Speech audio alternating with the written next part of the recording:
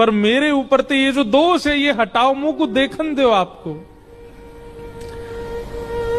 ठाकुर जी बोले अब तो माधवी ये पीड़ा तुको ने सहनी पड़ेगी, क्योंकि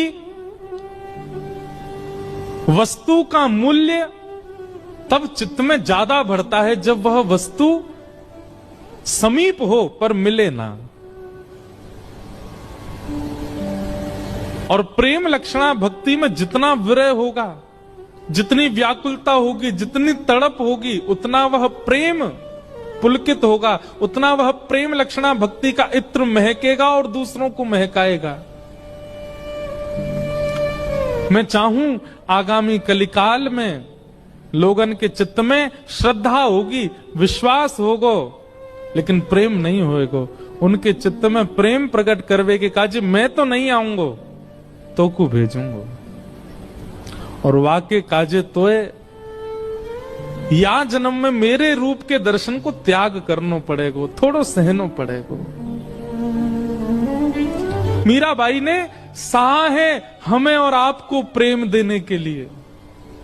मैं और आप आज जिस प्रेम के मार्ग पर चल रहे हैं, जिस प्रेम की एक बिंदु हमारे ऊपर गिरती है, वह बिंदु के अधिकारी हम मीराबाई की वजह से बने हैं, क्योंकि उन्होंने द्वापर में दर्शन का त्याग किया है। त्याग नहीं, विरह सहा है, वो तड़पी हैं ताकि हमें प्रेम दे सके।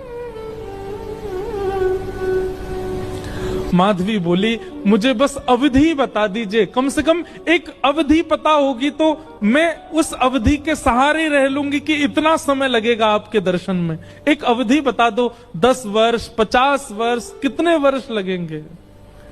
अवधि सुनकर के तो माधवी गिर पड़ी, रोने लगी। ठाकुर जी बोले एक युग। इतना विरह तो किसी गोपी को भी नहीं मिला, इतना विरह तो किसी ब्रजवासी को नहीं मिला जितना विरह माधवी को मिला है। एक युग का विरह। और एक वैष्णव का स्वरूप नहीं है आत्म दाह करना, चाहे तो त्याग दे शरीर, लेकिन नहीं। अब कृष्ण ने कहा है कि प्रतीक्षा करो तो करनी है। वो प्रतीक्षा के ही शब्द हैं जो मीराबाई लिखती हैं, जो शब्द हमारे हृदय को विदीर्ण करके भीतर प्रवेश कर जाते हैं। वो शब्द किसी 2, 4, 10 वर्ष की प्रेमिका के नहीं है, एक युग की प्रतीक्षा करने वाली प्रेमिका के शब्द हैं।